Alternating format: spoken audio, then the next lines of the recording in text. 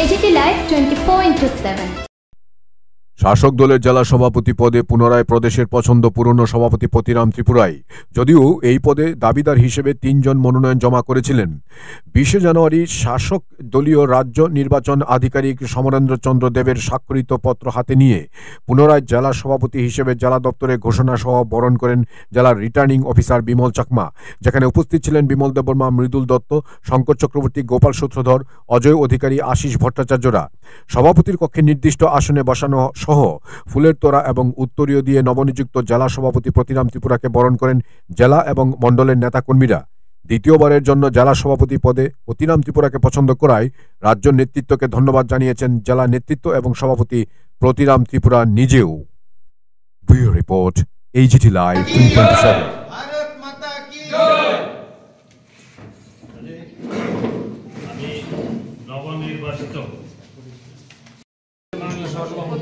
উনি আমাদের জেলার নবনিযুক্ত মাননীয় সভাপতিকে উনি চেয়ারে বসাবেন এবং মাননীয় জেলা সভাপতিকে অনুরোধ করছি সহসভাপতিকে বরণ করে নেওয়ার জন্য।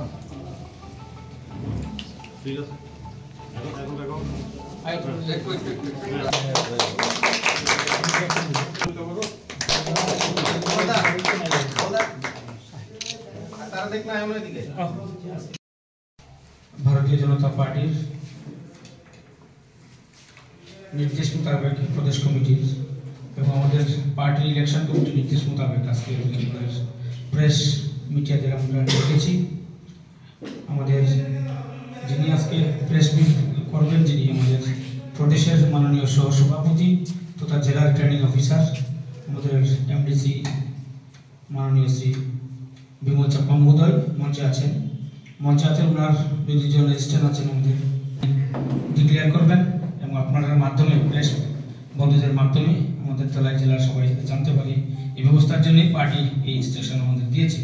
তো আমি প্রথমেই আমাদের সহসভাপতি আছেন মঞ্চে আসেন মৃদুল মহোদয়। বর্তমানে সাংবাদিক ভাইরা তো আপনারা আসছেনই, সবাইকে একটাই কথাই বলবো যে আমরা আজকে এই সুন্দর দিন পাচ্ছি প্রেস মিট করার জন্য।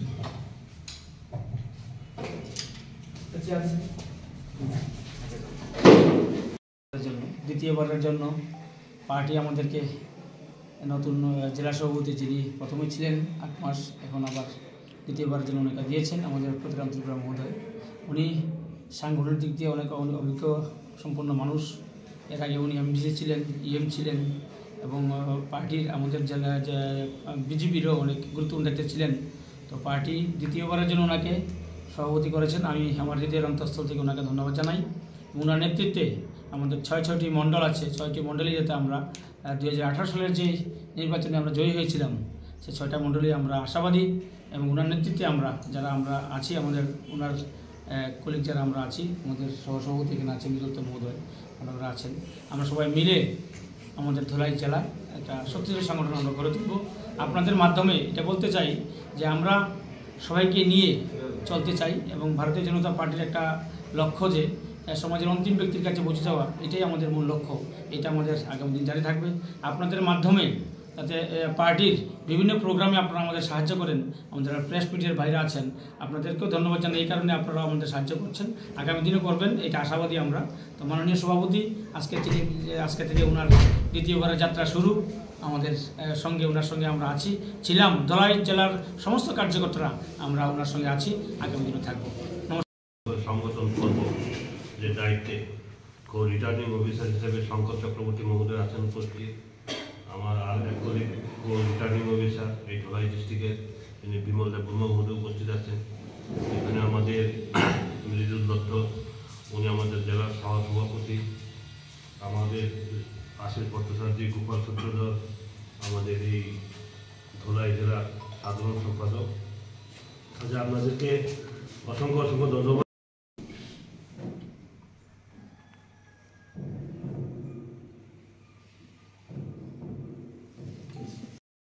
আমাদের প্রদেশ কার্যালয়ে আগরতলায়, ওইখানেও আমাদের প্রদেশ নেতৃত্ব ওইখানে সাংবাদিক সম্মেলন করবেন। কাজেই আজকে আমি খুব আনন্দের সাথে এখানে ঘোষণা করছি আমাদের state election returning officer Samarendra Chandra Deb উনি অ্যাপয়েন্টমেন্ট লেটার দিয়েছেন শ্রী পথিরাম ত্রিপুরা।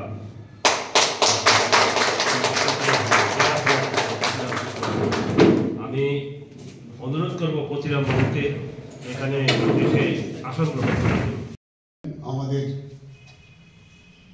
সভ্য সংগ্রহ থেকে এই যে সাংগঠনিক পর্ব, 3টা স্তরের সাংগঠনিক পর্ব আমাদের প্রায় শেষ হয়েছে। বুথ সভাপতি গঠন, তারপরে মণ্ডল সভাপতি গঠন, জেলা সভাপতি নির্বাচন, এবং পরবর্তী সময়ে আরও উচ্চ স্তরের যে কমিটিগুলি সেটাও হবে, আপনারা জানেন। তো আমি গত মার্চ মাসে 2024 মার্চে জেলার সভাপতি হিসেবে দায়িত্ব পেয়েছিলাম। প্রায় 10 মাস হয়েছে। আমার সাংগঠনিক যথা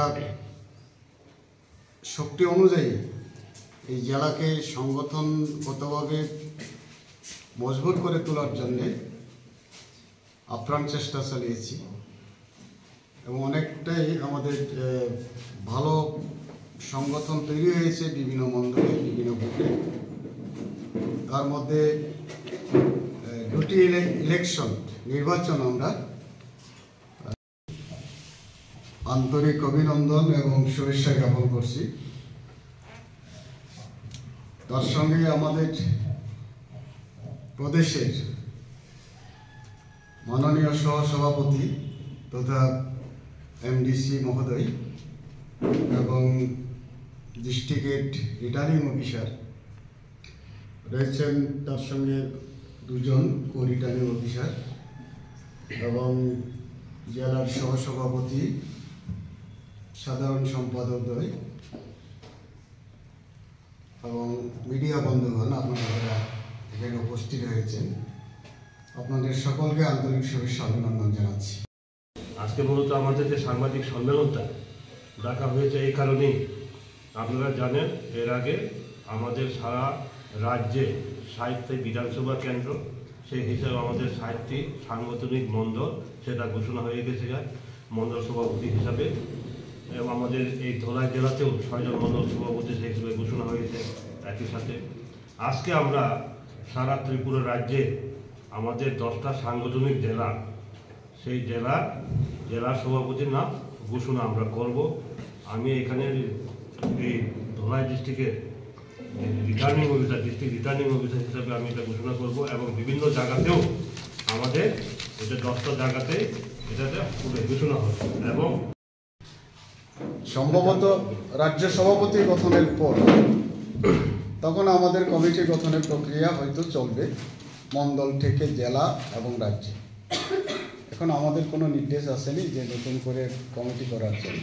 আপাতত যারা আছেন এখন তাদেরকে নিয়ে আমরা কাজ করব। লোকসভা নির্বাচন, তারপরে স্তরীয় নির্বাচন, 3 পঞ্চায়েত নির্বাচন সহ, তারপরে সাংগঠনিক কর্মসূচি আমাদের শুরু হয়েছে। তো আমি আশাবাদী আপনাদের সকলের সহযোগিতায় আগামী দিনে জেলাকে আমরা একটা সাংগঠনিকভাবে সর্বশ্রেষ্ঠ জেলা হিসেবে রূপান্তরিত করতে পারব, এবং আমাদের লক্ষ্য থাকবে আমাদের সরকারের, বিশেষ করে আমাদের যশস্বী প্রধানমন্ত্রীজি যেভাবে কর্মযজ্ঞ শুরু করেছে, রাষ্ট্র নির্মাণের কাজ করে চলেছেন, তার সঙ্গে আমাদের রাজ্যেও ডক্টর মানিক সাহার নেতৃত্বে, মাননীয় মুখ্যমন্ত্রীর নেতৃত্বে এখানেও আমাদের কর্মযজ্ঞ শুরু হয়েছে। আমাদের লক্ষ্য থাকবে বিশেষ করে গরিব অংশের মানুষকে কীভাবে অর্থনৈতিকভাবে স্বাবলম্বী করে তোলা যায়, এই চেষ্টা থাকবে।